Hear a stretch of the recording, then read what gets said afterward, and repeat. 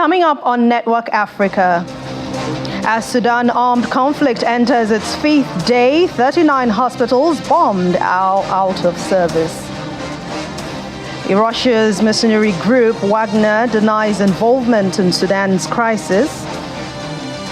Plus, Japan to evacuate citizens stuck in Sudan after fighting intensified.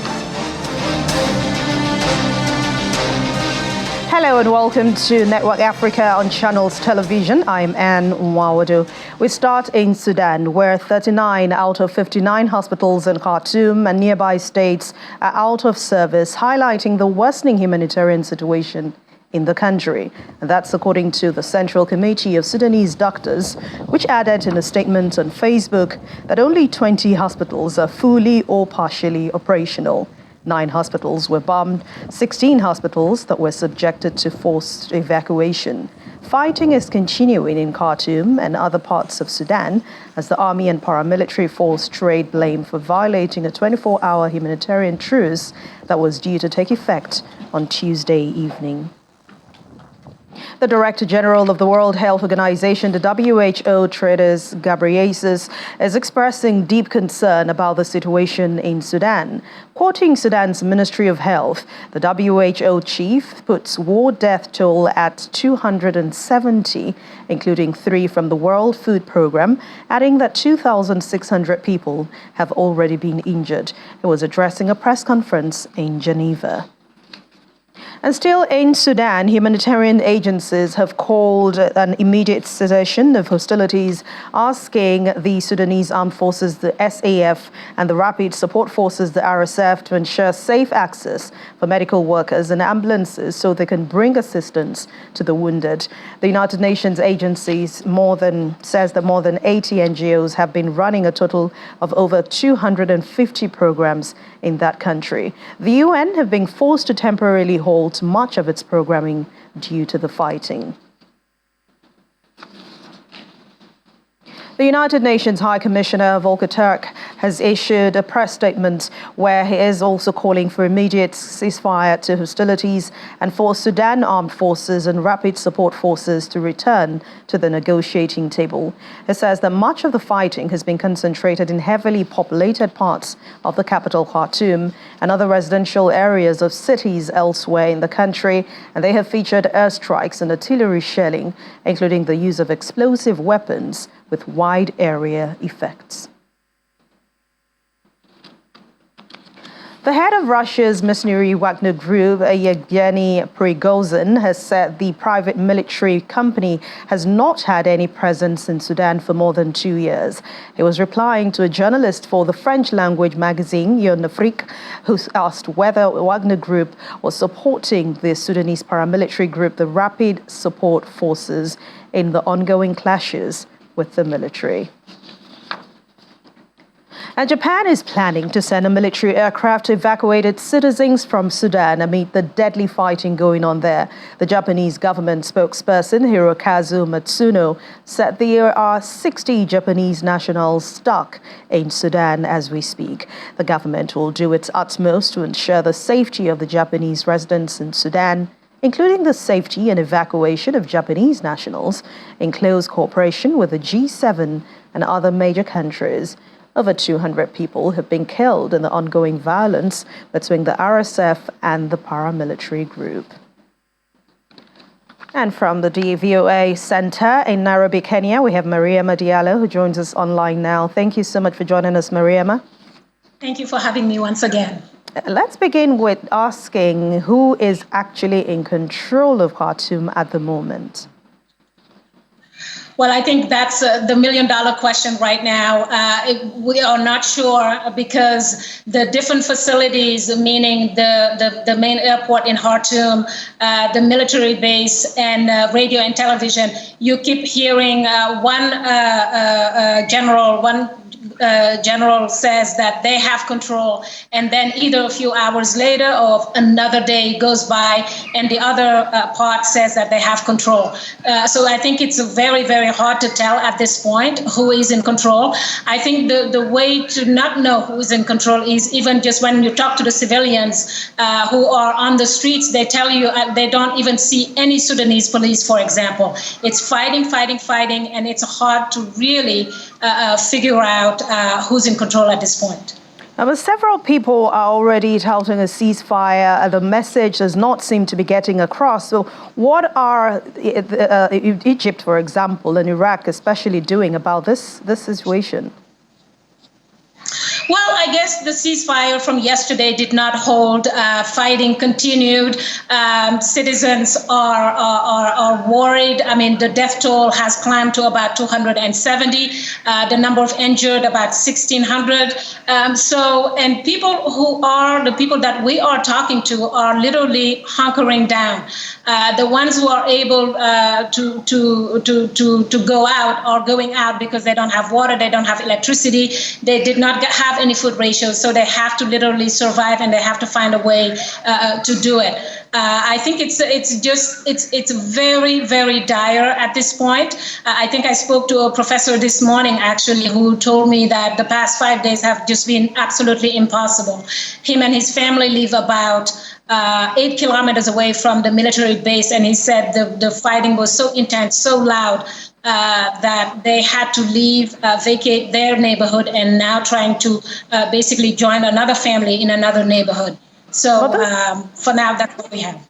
All right, Mariama, we know that tension has been simmering for a long time now. The RSF is as well equipped, seem to have large numbers of personnel. Can the Sudanese army realistically crush it?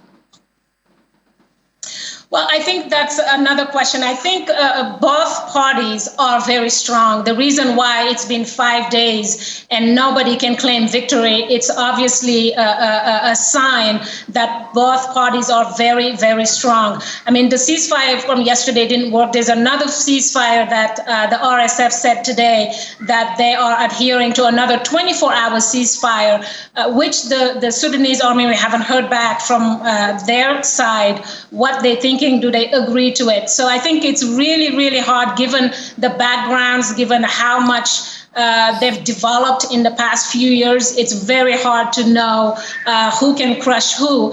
And I think the situation in the past 5 days is basically showing how both parties obviously have a handle on things. I mean, obviously, when there's heavy fighting at the airport for 5 days, flights have been canceled, and none of the groups is able to. They've interchangeably said that, oh, we claim the airport, and then the other group comes out and says they claim it. So it's hard to say who's crushing who at this point. And it's very hard on the people also, especially when it begins to affect everyday life. Fighting is already affecting hospitals, for example, aid workers and foreign nationals, some of whom want to evacuate their people at the moment. Are there no safe zones, no rules to this conflict? What is going on? Well, I think there aren't, because from everything that we've seen in the past 5 days, you've had the entire world. I mean, you've had all the international organizations. Everybody is crying for a ceasefire. You go from the UN to the African Union to the G7 group who were meeting in Japan recently. You've had Secretary Blinken from the United States, who kind of brokered that first ceasefire, who spoke to both generals. And I think the UN also before that had tried to broker another ceasefire, which didn't, like a few hours, which didn't last. So I think at this point, it's very, very hard to get to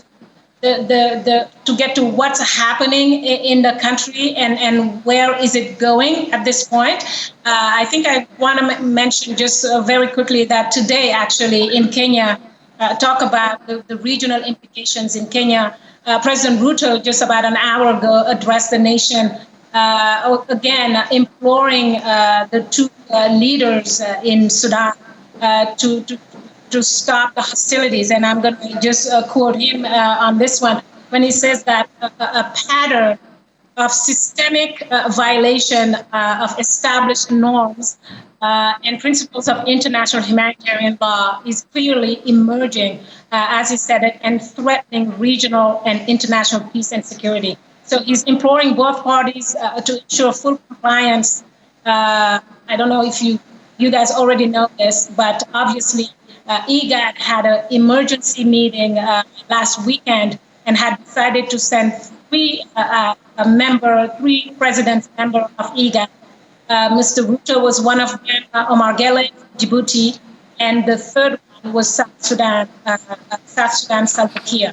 So in his speech today, he seemed alarmed, he seemed concerned, and he's asking for cessation of hostilities and asking the Sudanese generals to kind of make sure that they comply with what happened at that emergency meeting, and also make sure that when they visit, that the conditions are there for them to kind of mediate the issue. And now several people have already offered to mediate, but who do you think that both sides are likely to listen to of all the people asking for dialogue and mediation in this matter? Well, I think there is a lot at stake at this point. I think the first ones who offered mediation, you had the Egyptian president and the South Sudanese president. They were the first ones who said they would mediate. But I think in the region, when you look at it, I mean, it's just you have all the countries that are around, from the CAR to Chad, to Ethiopia, to Kenya itself. If even Kenya is offering to mediate, but we also know that recently Kenya has gone through certain problems. You've seen the protests for 2 weeks in a row, and I think things have died down a little bit for now because they're giving a dialogue a chance, and I think it's also Ramadan.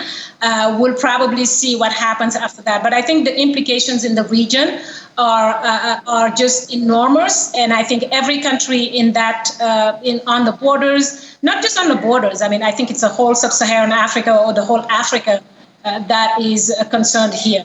Yes. I think everybody could play a role in mediating here, but it's hard to mediate when in your own country you also have certain issues. How do you mediate on somebody else's problems when you can't take care of your own problems? Oh, well, but I mean, which brings me to my next question, because there are other countries surrounding this country. Sure. There's a fear of spreading to neighboring countries. There's Chad, there's Ethiopia, there's Libya, even the Central African Republic and the DRC.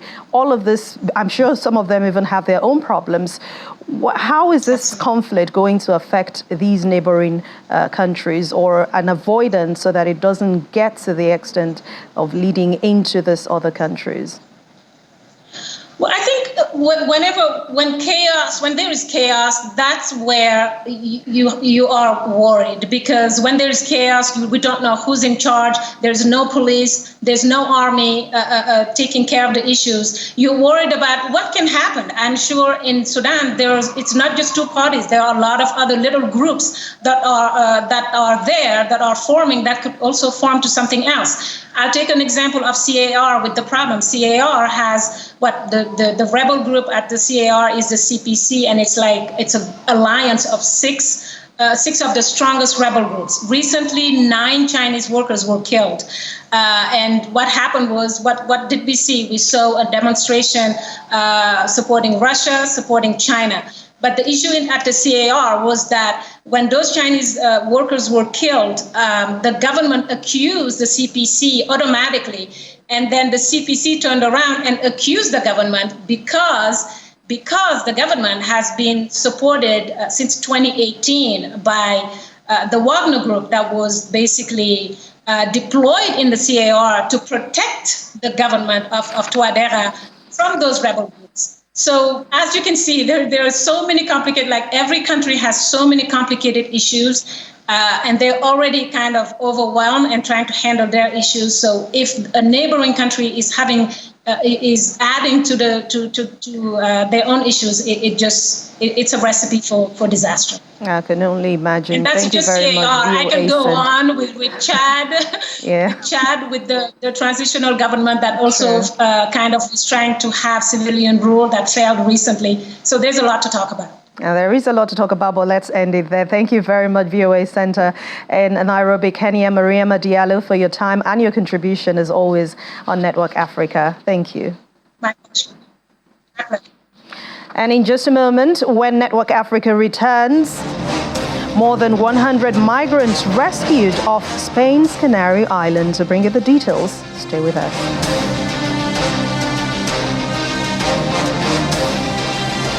Welcome back. You're still watching Network Africa on Channels Television. Let's head to Switzerland, where prosecutors have charged a former Gambian interior minister with crimes against humanity and other offences. They accuse Usman Sonko of involvement and failure to prevent systematic attacks on opponents of the former president Yahya Jammeh. Prosecutors have accused Mr. Sonko of supporting and participating in repression, which includes systematic use of torture, rape, and extrajudicial executions. Mr. Sonko held several senior posts in the authoritarian administration of Mr. Jammeh, who ruled the Gambia for more than 20 years after seizing power in a military coup in mid-1990s. He left the Gambia in 2016 to seek asylum in Europe shortly before President Jammeh himself was ousted in an election. He denies ever committing any offense and rejects allegations that crimes against humanity took place in the Gambia at the time. And back here in Nigeria, the Lagos and Norwegian governments are partnering in the area of energy, also working out some areas to strengthen their relations. And part of the gains are to support Norway in giving Lagos and helping resolving unstable power supply in the country. The Norwegian Minister of Foreign Affairs made his comment in a recent visit to Lagos House Marina. Norway has the highest share of International Energy Agency. The governor, Babajide Sanwo-Olu, believes that using and ensuring clean energy will help Lagos remain resilient to any challenge. Come in and attend. We are trying to do our best to support cooperation between our two countries when it comes to the green transition. We are both oil and gas producing nations, and now we are trying to utilize all this know-how in the green transition. And I'm extremely impressed by your green transition ambitions, so Norwegian companies can contribute to your plan. And the Norwegian embassy also has a dedicated Lagos action plan, because this is an extremely important city for Norwegian companies, not only now, but also for years before. So we are looking for even more business opportunities and more areas where we can cooperate even closer. So thank you so much for receiving me here. Mr. Ambassador and other Nordic countries have actually been of immense, support to us. We've had several engagements, in the last 2-3 years, in various areas, and I'm sure one of them is in the area of, green economy and renewable energy, which you said you met an honorable commissioner for energy. Over the last couple of days too, he also was on my trip to DC, where we went to the World Bank Spring meeting, and part of the major takeaway and conversations was what we can do, with energy transition. What are the opportunities? On an economic basis, it's huge for us because a lot of our people, right, are small, medium businesses, right, and power, electricity, becomes a major veritable tool for their businesses to continue to run very well. So we all agree, that not only do we need clean energy, we actually need, renewable energy, in large, numbers. In an apparent peace gesture, Chad's interim president Mohamed Idris Deby in March has pardoned 380 jailed members of the Front for Change and Concord in Chad, a rebel group accused of killing his father, longtime ruler Idris Deby, in 2021. Barr was among a group of pardoned detainees to be released near the capital in early April. In Chad's capital, in N'Djamena, Alhaj Barr embraces his wife for the first time in more than 2 years. It marks a new start for the man who until earlier this day had been in jail for fighting in a rebel army accused of killing the president. Seated at home beside his wife and 4 daughters, Barr says he is eager to help facilitate peace if the government pursues an inclusive approach. We are not bullies. We are just revolted by the situation of the people and want justice. If the situation changes, I will actively contribute to the national reconciliation. The military junta led by the younger Deby has launched peace talks with various rebel groups who had long challenged his father's regime, but FACT has not taken part, insisting the transitional authorities first free its members. While hundreds have been pardoned, most of the group's senior leadership, including leader Mohamed Mahdi, remain in custody. Another newly released detainee, 46-year-old former maths teacher and FACT member Rukunga Kemda, says calls for unity would ring hollow without their release. The government says it is open to dialogue, yet the person with whom it must dialogue is condemned. It is a contradiction. When we want to talk to someone, we have to stay open. But when the leader of FHCT is condemned, how can it sit down to discuss the issue of national reconciliation? The transitional authorities have not commented on the detainee's statement for the outlook for the ongoing peace negotiations. The junta is set to stay in office, that is, through elections slated for October 2024. The United Nations is warning that 48 million people in West and Central Africa face acute food insecurity in the coming months, a 10-year high spurred by insecurity, climate shocks, COVID-19, and high prices. West and Central Africa have faced increasing risks caused by higher temperatures and erratic rainfall, and the war in Ukraine has also contributed to food and fertilizer shortages in one of the world's poorest regions. In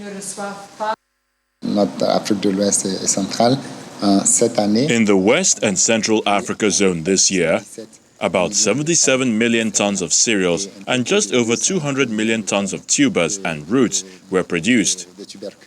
If you look at the wholesale figures for cereals, we are up 6.7% compared to the average of the last 5 years. Yet you see that per capita availability is low. This means that in order to compensate for our food needs, we are forced to import. For 2023, our work plan, if we obtain all the necessary resources to support the national response plan, it will be to reach 17.3 million people for the year 2023, if we have all the necessary funding.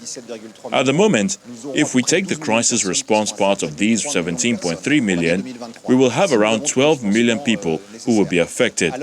However, in the month of April, we do not have enough funding to help them, so we have only around 6 or 7 million people that we can reach. And even these 6 or 7 million people will be on rations that will be reduced for the moment. We will not have enough money to give total food rations or the 2,000 calories someone needs to be able to survive each day.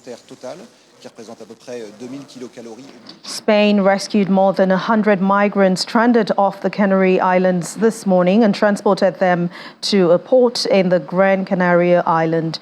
The group of 103 people were located on Tuesday afternoon in 2 stranded dinghies 80 miles off the Spanish coast. The rescued migrants include 18 women and 49 minors who received medical attention from Red Cross members and health workers. Every year, thousands of people leave North Africa to make the perilous journey to Europe in search of a better life. Spanish Interior Ministry data shows a total of 2,356 migrants had crossed by boat to the Canary Islands by April the 15th, and that's 62.6% less than the same period in 2022.